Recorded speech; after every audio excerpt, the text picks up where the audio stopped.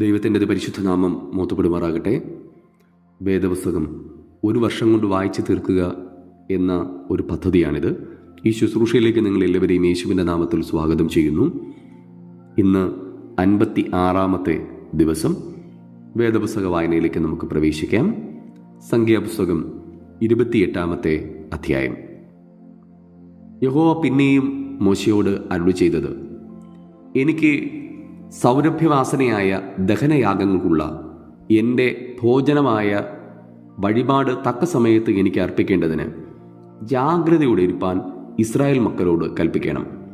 നീ അവരോട് പറയേണ്ടത്, നിങ്ങൾ യഹോവയ്ക്ക് അർപ്പിക്കേണ്ടുന്ന ദഹനയാഗം എന്തെന്നാൽ, നാൾതോറും നിരന്തര ഹോമയാഗത്തിനായി 1 വയസ്സ് പ്രായമുള്ള ഊനമില്ലാത്ത 2 കുഞ്ഞാട്, ഒരു കുഞ്ഞാടിനെ രാവിലെയും മറ്റേ കുഞ്ഞാടിനെ വൈകുന്നേരത്തും യാഗം കഴിക്കണം. ഇടിച്ചെടുത്ത എണ്ണ 1/4 ഹീൻ ചേർത്ത 1 ഇടങ്ങഴി മാവ് ഭോജനയാഗമായും അർപ്പിക്കണം. ഇത് യഹോവയ്ക്ക് സൗരഭ്യവാസനയായ ദഹനയാഗമായി സീനായി പർവ്വതത്തിൽ വച്ച് നിയമിക്കപ്പെട്ട നിരന്തര ഹോമയാഗം. അതിൻ്റെ പാനീയയാഗം കുഞ്ഞാടൊന്നിന് 1/4 ഹീൻ മദ്യം ആയിരിക്കണം. അത് യഹോവയ്ക്ക് പാനീയയാഗമായി വിശുദ്ധ മന്ദിരത്തിൽ ഒഴിക്കണം. മറ്റേ കുഞ്ഞാടിനെ വൈകുന്നേരത്ത് യാഗം കഴിക്കണം. അതിനെ രാവിലത്തെ ഭോജനയാഗവും അതിൻ്റെ പാനീയയാഗവും പോലെ യഹോവയ്ക്ക് സൗരഭ്യവാസനയായ ദഹനയാഗമായി അർപ്പിക്കണം. ശബത്ത് നാളിലോ 1 വയസ്സ് പ്രായമുള്ള ഊനമില്ലാത്ത 2 കുഞ്ഞാടിനെയും ഭോജനയാഗത്തിനായി എണ്ണ ചേർത്ത 2 ഇടങ്ങഴി മാവും അതിൻ്റെ പാനീയയാഗവും അർപ്പിക്കണം. നിരന്തര ഹോമയാഗത്തിനും അതിൻ്റെ പാനീയയാഗത്തിനും പുറമെ ഇത് ശബത്ത് തോറുമുള്ള ഹോമയാഗം. നിങ്ങളുടെ മാസാരംഭങ്ങളിൽ നിങ്ങൾ യഹോവയ്ക്ക് ഹോമയാഗത്തിനായി 2 കാളക്കിടാവിനെയും 1 ആട്ടുകൊറ്റനെയും 1 വയസ്സ് പ്രായമുള്ള ഊനമില്ലാത്ത 7 കുഞ്ഞാടിനെയും കാള ഒന്നിന് ഭോജനയാഗമായി എണ്ണ ചേർത്ത 3 ഇടങ്ങഴി മാവും ആട്ടുകൊറ്റന് ഭോജനയാഗമായി എണ്ണ ചേർത്ത 2 ഇടങ്ങഴി മാവും കുഞ്ഞാടൊന്നിന് ഭോജനയാഗമായി എണ്ണ ചേർത്ത 1 ഇടങ്ങഴി മാവും അർപ്പിക്കണം. അത് ഹോമയാഗം, യഹോവയ്ക്ക് സൗരഭ്യവാസനയായ ദഹനയാഗം തന്നെ. അവയുടെ പാനീയയാഗം കാളയൊന്നിന് 1/2 ഹീൻ വീഞ്ഞും ആട്ടുകൊറ്റന് ഹീനിൻ്റെ 1/3 കുഞ്ഞാടൊന്നിന് 1/4 ഹീനും ആയിരിക്കണം. ഇത് മാസാന്തരം അമാവാസ്യ തോറുമുള്ള ഹോമയാഗം.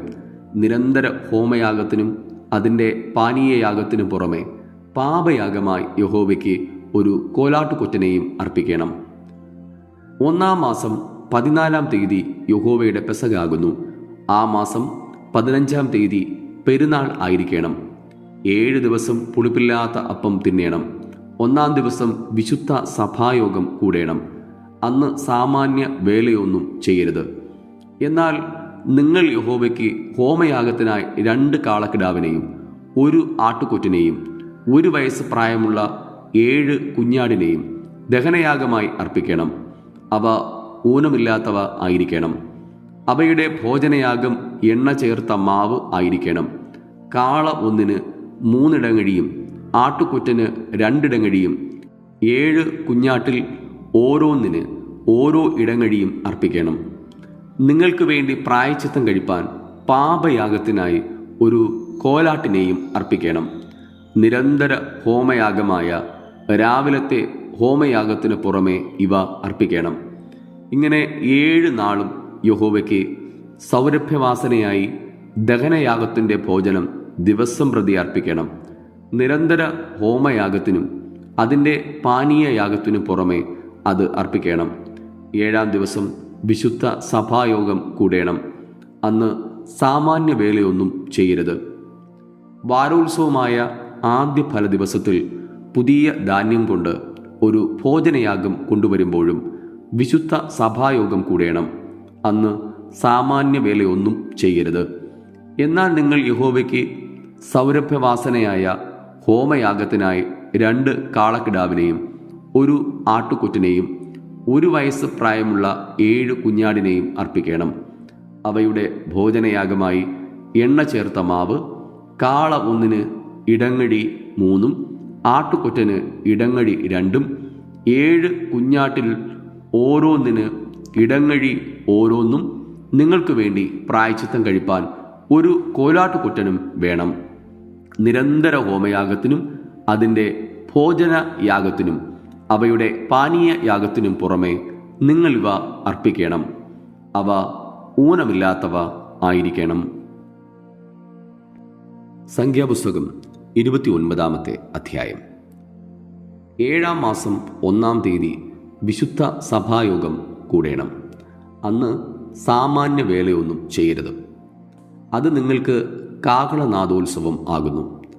അന്ന് നിങ്ങൾ യഹോവയ്ക്ക് സൗരഭ്യവാസനയായ ഹോമയാഗമായി ഒരു കാളക്കിടാവിനെയും ഒരു ആട്ടുകൊറ്റനെയും 1 വയസ്സ് പ്രായമുള്ള ഊനമില്ലാത്ത 7 കുഞ്ഞാടിനെയും അർപ്പിക്കണം.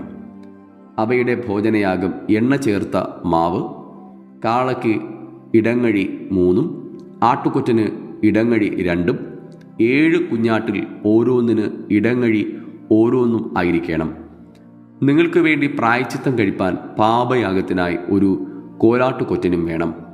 അമാവാസ്യയിലെ ഹോമയാഗത്തിനും അതിൻ്റെ ഭോജനയാഗത്തിനും നാൾതോറുമുള്ള ഹോമയാഗത്തിനും അതിൻ്റെ ഭോജനയാഗത്തിനും അവയ്ക്ക് നിയമപ്രകാരമുള്ള പാനീയ യാഗങ്ങൾക്കും പുറമെ യഹോവയ്ക്ക് സൗരഭ്യവാസനയായ ദഹനയാഗമായി തന്നെ 7-ാം മാസം 10-ാം തീയതി വിശുദ്ധ സഭായോഗം കൂടേണം. അന്ന് നിങ്ങൾ ആത്മതപനം ചെയ്യണം, വേലയൊന്നും ചെയ്യരുത്. എന്നാൽ യഹോവയ്ക്ക് സുഗന്ധവാസനയായ ഹോമയാഗമായി ഒരു കാളക്കിടാവിനെയും ഒരു ആട്ടുകൊറ്റനെയും 1 വയസ്സ് പ്രായമുള്ള 7 കുഞ്ഞാടിനെയും അർപ്പിക്കണം. അവ ഊനമില്ലാത്തവ ആയിരിക്കണം. അവയുടെ ഭോജനയാഗം എണ്ണ ചേർത്ത മാവ്, കാളയ്ക്ക് ഇടങ്ങഴി 3, ആട്ടുകൊറ്റന് ഇടങ്ങഴി 2, 7 കുഞ്ഞാട്ടിൽ ഓരോന്നിനും ഇടങ്ങഴി ഓരോന്നും ആയിരിക്കണം. പ്രായശ്ചിത്ത യാഗത്തിനും നിരന്തര ഹോമയാഗത്തിനും അതിൻ്റെ ഭോജനയാഗത്തിനും പാനീയ യാഗങ്ങൾക്കും പുറമെ പാപയാഗത്തിനായി ഒരു കോലാട്ടുകൊറ്റനും വേണം. 7-ാം മാസം 15-ാം തീയതി വിശുദ്ധ സഭായോഗം കൂടേണം. അന്ന് സാമാന്യ വേലയൊന്നും ചെയ്യരുത്. 7 ദിവസം യഹോവയ്ക്ക് ഉത്സവം ആചരിക്കണം. നിങ്ങൾ യഹോവയ്ക്ക് സൗരഭ്യവാസനയായ ദഹനയാഗമായി 13 കാളക്കിടാവിനെയും 2 ആട്ടുകൊറ്റനെയും 1 വയസ്സ് പ്രായമുള്ള 14 കുഞ്ഞാടിനെയും ഹോമയാഗം കഴിക്കണം. അവ ഊനമില്ലാത്തവ ആയിരിക്കണം. അവയുടെ ഭോജനയാഗം 13 കാളയിൽ ഓരോന്നിനും എണ്ണ ചേർത്ത മാവ്, ഇടങ്ങഴി 3, 2 ആട്ടുകൊറ്റനിൽ ഓരോന്നിനും ഇടങ്ങഴി 2, 14 കുഞ്ഞാട്ടിൽ ഓരോന്നിനും ഇടങ്ങഴി ഓരോന്നും ആയിരിക്കണം. നിരന്തര ഹോമയാഗത്തിനും അതിൻ്റെ ഭോജനയാഗത്തിനും അതിൻ്റെ പാനീയ യാഗങ്ങൾക്ക് പുറമെ പാപയാഗത്തിനായി ഒരു കോലാട്ടുകൊറ്റനും വേണം. 2-ാം ദിവസം നിങ്ങൾ 12 കാളക്കിടാവിനെയും 2 ആട്ടുകൊറ്റനെയും 1 വയസ്സ് പ്രായമുള്ള ഊനമില്ലാത്ത 14 കുഞ്ഞാടിനെയും അർപ്പിക്കണം. അവയുടെ ഭോജനയാഗവും പാനീയയാഗങ്ങളും കാള, ആട്ടുകൊറ്റൻ, കുഞ്ഞാട് എന്നിവയുടെ എണ്ണം പോലെയും നിയമം പോലെയും ആയിരിക്കണം. നിരന്തര ഹോമയാഗത്തിനും അതിൻ്റെ ഭോജനയാഗത്തിനും പാനീയയാഗങ്ങൾക്കും പുറമെ പാപയാഗത്തിനായി ഒരു കോലാട്ടുകൊറ്റനും വേണം. 3-ാം ദിവസം 11 കാളയെയും 2 ആട്ടുകൊറ്റനെയും 1 വയസ്സ് പ്രായമുള്ള ഊനമില്ലാത്ത 14 കുഞ്ഞാടിനെയും അർപ്പിക്കണം. അവയുടെ ഭോജനയാഗവും പാനീയയാഗങ്ങളും കാള, ആട്ടുകൊറ്റൻ, കുഞ്ഞാട് എന്നിവയുടെ എണ്ണം പോലെയും നിയമം പോലെയും ആയിരിക്കണം. നിരന്തര ഹോമയാഗത്തിനും അതിൻ്റെ ഭോജനയാഗത്തിനും പാനീയയാഗങ്ങൾക്കും പുറമെ പാപയാഗത്തിനായി ഒരു കോലാട്ടുകൊറ്റനും വേണം. 4-ാം ദിവസം 10 കാളയെയും 2 ആട്ടുകൊറ്റനെയും 1 വയസ്സ് പ്രായമുള്ള ഊനമില്ലാത്ത 14 കുഞ്ഞാടിനെയും അർപ്പിക്കണം. അവയുടെ ഭോജനയാഗവും പാനീയയാഗങ്ങളും കാള, ആട്ടുകൊറ്റൻ, കുഞ്ഞാട് എന്നിവയുടെ എണ്ണം പോലെയും നിയമം പോലെയും ആയിരിക്കണം.